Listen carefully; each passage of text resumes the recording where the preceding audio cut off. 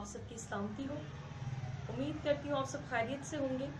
کلام مقدس میں سے آج ہم 2 نقطوں پر بات کریں گے کہ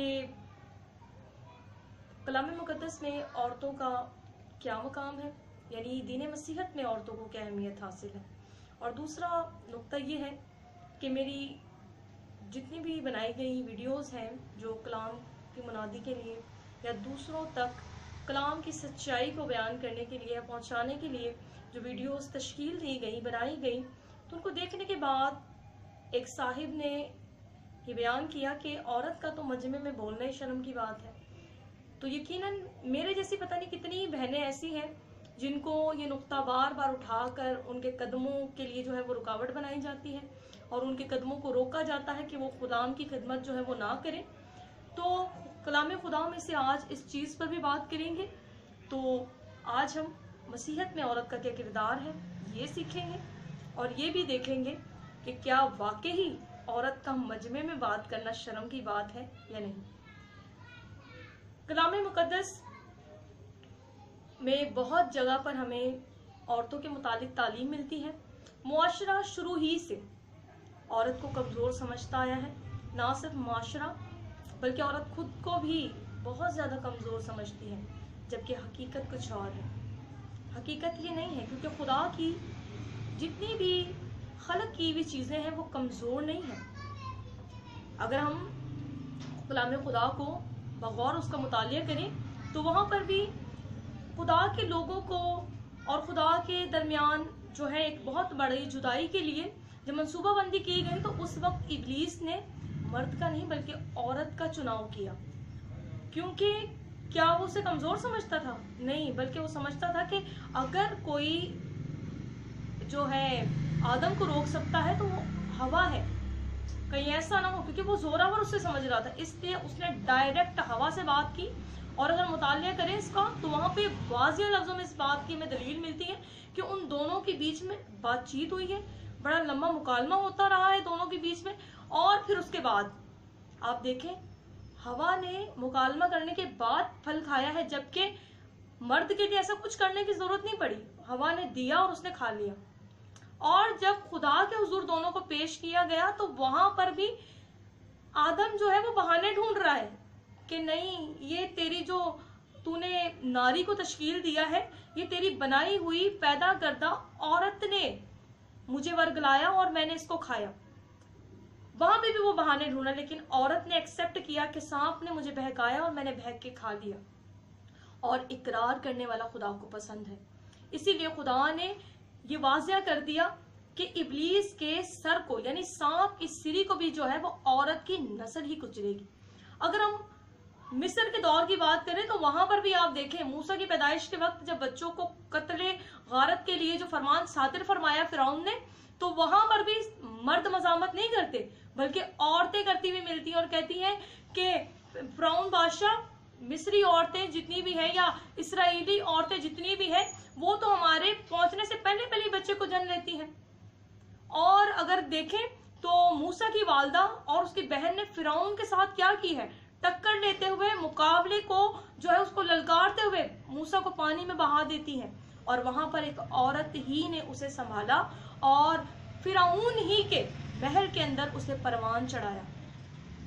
اور اگر اور زیادہ اس کو ڈیپلی دیکھیں تو شاہوں کا شاہ ذوالجلال رب العالمین جو ہمارا منجی دو عالم ہے، اس کی پیدائش کے وقت بھی خدا نے مرد کا نہیں بلکہ عورت ہی کو چنا۔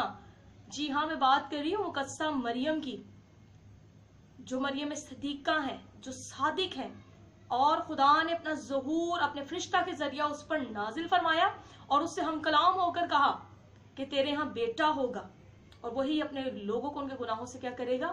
چھڑائے گا۔ تو یہ تمام تر باتوں میں آپ دیکھیں عورتیں ہی ہمیں نظر آتی ہیں، اور جب وہ یہودا کا جو بپر ہے اس کو جو منصوبے کے تحت وہ زمین پر آیا وہ پورا ہوا، یعنی وہ جب جی اٹھا تو وہاں پر بھی ہمیں قبر پر عورتیں ہی ملتی ہیں، اور انہی عورتوں نے جا کر بھائیوں کو بھی بتایا کہ جو ہمارا ربی ہے وہ پھر دوبارہ جی اٹھا ہے، اپنے کہے کے مطابق جی اٹھا ہے۔ اور عام روٹین میں آپ دیکھیں تو آج بھی مرد جو ہے وہ ہزاروں عورتوں کو اپنے ساتھ لے کر جاتا ہے صرف ایک عورت کو لینے کے لیے، اور وہاں سے وہ شہزادی اکیلی آتی ہے، وہ شیرنی اکیلی آتی ہے۔ اور اگر اور زیادہ اس چیز کو بڑھایا جائے تو شاہوں کا شاہ، رب ذوالجلال، منجی دو عالم، جس کی شان بیان کرنے کے لیے ہماری زبان نہیں تھکتی، جو ذات کبریا ہے، وہ بھی اپنے کلام میں اس بات کا وعدہ فرماتا ہے کہ میں اپنی دلہن کو لینے کے لیے آؤں گا۔ بڑے غور سے اس بات کو سنیے کہ میں اپنی دلہن کو لینے کے لیے آؤں گا۔ اور آپ بھی اس چیز کو غور جانتے ہیں کہ دلہن ہمیشہ عورت ہی ہوتی ہے، مرد نہیں ہوتے۔ وہ دلہن کو، اپنی بیوی کو لینے کے لیے آئے گا۔ جس طریقے سے میں نے آپ کو بیان کیا، کہا کہ ہم دوسرے نقطے پر جو لوگ خدمت میں خلل ڈالتے اور کہتے ہیں کہ ہم عورتوں کا مجمع میں بات کرنا بڑی شرم کی بات ہے، ان کو اجازت نہیں ہے کہ وہ کلام کو سکھائیں یا سمجھائیں، تو ان لوگوں کے لیے بھی کلام ایک بات بیان کرتا ہے۔ اگر ہم فلپیوں اس کا 4 باب اور اس کی 2 اور 3 آیت کو پڑھیں تو وہاں پہ واضح لفظوں میں خدا کا بندہ پلوس ہی بیان کرتا ہے کہ میں یودیویا اس کو بھی نصیحت کرتا ہوں اور سنتخے کو بھی کہ وہ خداوند میں ایک دل رہیں، اور اے سچے ہم خدمت، تجھ سے بھی درخواست کرتا ہوں کہ تو ان عورتوں کی مدد کر۔ جی ہاں، کن کی مدد کر؟ ان عورتوں کی مدد کر، کیونکہ انہوں نے میرے ساتھ خوشخبری کو پھیلانے میں، خوشخبری کو یعنی انجیل کی منادی کی، خداوند کی جو بادشاہت کے لیے انہوں نے کہا کہ آسمان کی بادشاہی نزدیک آ گئی ہے، وہ خوشخبری ہمیں انجیلوں میں 4 اناجیل کے اندر ملتی ہے۔ کلام مقدس اس بات کی شہادت فرماتا ہے کہ جتنے بھی رسولوں نے خدمت کی، یہ خود کہتے ہیں کہ انہوں نے میرے ساتھ خوشخبری کو پھیلانے میں میری کیا کی ہے؟ جی میری مدد کی ہے۔ تو جی ہاں، کلام مقدس میں جس شاگرد کا حوالہ دے دے کے کہا جاتا ہے کہ پلوس رسول نے کہا ہے کہ عورت کا مجمع میں بات کرنا روا نہیں ہے، وہی کہہ رہا ہے، وہی یہاں پہ واضح کہہ رہا ہے کہ عورتوں نے خوشخبری پھیلانے میں میری مدد کی، میری مدد کی۔ آج بھی خدا کہیں پہ بھی منع نہیں کرتا عورتوں کو خدمت کرنے کے لیے، بلکہ یہاں یہ جو ورسز میں نے آپ کے سامنے جو حوالہ بتایا ہے، اس میں تو واضح لفظوں میں پلوس رسول ہی کہہ رہا ہے کہ انہوں نے میری مدد کی ہے۔ اور بھی ایک حوالہ ہے، اگر ہم رومیو اس کا 16واں باب اور اس کی پہلی 3 آیات کو دیکھیں تو وہاں پہ بھی خدا کا بندہ خدمت ہی کے حوالے سے ہمیں ایک بڑی ہی واضح اور پختہ دلیل دیتا ہے۔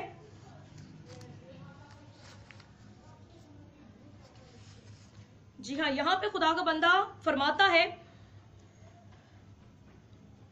کہ میں نے تم سے فیبے کو کی جو ہماری بہن اور کنخریا کی کلیسیا کی خادمہ ہے سفارش کرتا ہوں۔ یعنی خادمہ، کیا وہ عورت وہاں پہ ان کے ساتھ جا کر کپڑے دھوتی تھی؟ کیا وہ جا کے ان کے گھر کے جو جتنے بھی کام ہے وہ جو کام جو ہے سر انجام دیتی تھی؟ نہیں، بلکہ خادمہ کلام کی خدمت کرنے والی جو عورت ہوتی ہے اسے کہا جاتا ہے۔ اور یہاں پہ وہ اسی کے مطابق کہہ رہا ہے کہ میں نے تم سے فیبے کی اور ہماری بہن اور کنخریا کی کلیسیا کی خادمہ ہے ان کی سفارش کرتا ہوں کہ تم اسے خداوند میں قبول کرو۔ کیا کرو؟ قبول کرو، کہ جیسا مقدسوں کو چاہیے اور جس کام میں وہ تمہاری محتاج ہوں ان کی مدد کرو، کیونکہ وہ بھی بہتوں کی مددگار رہی ہے، اور بلکہ میری بھی یعنی پلوس رسول کی بھی کیا کرتی رہی ہیں؟ مدد کرتی رہی ہیں۔ کس کام کے لیے؟ کیا پلوس رسول کو کپڑے دھونے نہیں آتے تو ان کو کپڑے دھو کے دیتی تھی؟ نہیں، بلکہ ان کے شانہ بشانہ ان کے ساتھ کام کرتی رہی، خدا کی جو کلام ہے خدا کا وہ پہنچانے کے لیے ان کے ساتھ جو ہے وہ خدمت کرتی رہی ہیں۔ اور اگر ہم اس کا آگے کا حوالہ دیکھیں تو وہاں پہ بھی ایک لیڈی اور ان کے ہسبینڈ کا ذکر ہے کہ وہ دونوں میاں بیوی کیا کرتے تھے؟ خدمت کرتے تھے۔ اور یہ تمام تر باتیں میں نے آپ کو کلام مقدس میں سے بتائی ہیں۔ اگر ہم ایک بڑا ہی اہم حوالہ، اگر ہم یوحنا کی انجیل اور لوکا کی انجیل کے لاسٹ والے ابواب جو ہے ان کا مطالعہ کریں تو وہاں پر جہاں جی اٹھنے کی बात है। तो वहां पर भी आप देखें एक हवाला कि औरतों ने जाकर कब्र के ऊपर निगरानी की, वो देखती हैं, वो बेचैन है, जबकि शागिर्द क्या कर रहे हैं? शागिर्द तो छुप के बैठ गए हैं, लेकिन औरतों के अंदर एक खलबली सी मची हुई है। वो खुदावन खुदावन करती करती करती करती कब्र पे पहुंचती हैं, और कब्र पर पहुंच जाने के बाद उनके दिलों में शक नहीं आता, बल्कि वो वहां पे रुमाल को और कफन को पाती हैं। तो फिर उसके बाद फरिश्ता उनके ऊपर जो है वो नमूदार होता और उनसे कहता है कि जिंदों को मुर्दों में क्यों ढूंढती हो। और जब आकर वो दोबारा शागिर्दों को इस बात के लिए बताती हैं तो शागिर्द भी दौड़े आते हैं, लेकिन रुमाल को और कफन को देखकर फिर दोबारा लौट गए, लेकिन औरतें वहीं ठहरी रहीं। और लिखा है कि जब वो वहां पर ठहरी रहीं तो फिर खुदावंद यीशु जो जी उठे थे, उन्होंने फिर दोबारा उन्हें दिखाई दिया, और वहां पर पहला सिजदा औरत का था, पहली जो दीद हुई वो भी औरत को मिली, पहली मुलाकात अगर किसी से की तो वो औरत से की, और पहली खुशखबरी की जो मुनादी थी वो भी औरत के ही स्पुर्द की गई। और जाओ बहनों, जाके किसको बताओ? भाइयों को बताओ कि मैं जी उठा हूं। और जहां जहां पर मसीह यीशु अपने शागिर्दों को दिखाई दिए, उनके दिल में शक ही रहा है, जबकि औरतों ने शक नहीं किया। और यकीनन जो लोग ऐसी सोच को लेके बैठे हुए हैं, तो उनको मैं एक बात बता दूं कि अगर ये औरतें कोशिश ना करती तो शायद आज आप और मैं भी रुमाल और कफन को पूज रहे होते, क्योंकि उन्होंने उसी को पाया। लेकिन औरतों की बदौलत मसीह यीशु की दीद हुई, और पूरे दो जहान के अंदर उसकी दीद की बदौलत हम लोग सेलिब्रेशन करते हैं कि हमारा मुनच्ची हमारे गुनाहों की खातिर मर गया, दफन हुआ, और तीसरे रोज मुर्दों में से जी उठा। और यकीनन अब वो उस ही दुल्हन की मौता के लिए कहता है कि मैं फिर दोबारा अपनी उस दुल्हन को लेने के लिए आऊंगा। तो बड़े गौर से इस बात को सुन लीजिए, वो दुल्हन को रिसीव करने के लिए आने वाला है, मर्दों को नहीं।